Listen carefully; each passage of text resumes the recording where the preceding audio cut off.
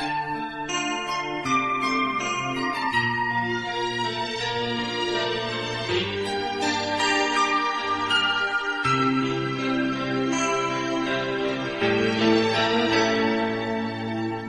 วงใจใหญ่จึงคร่ำครวญปั่นป่วนยิ่งนักหรือเพราะรักเป็นเหตุให้ใจร่ำหามองเธอยามเจอทุกคราแอบเสน่หาร้อนราไม่กล้าเลยสักคำ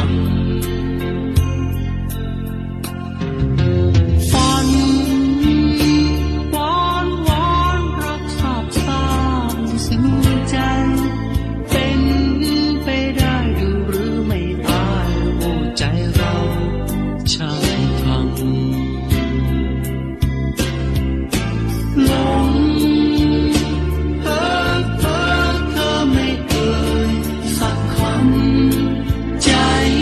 ยิ่งพร่ำเรียกหาแต่เธออยู่เดียวดายหายเหลือดี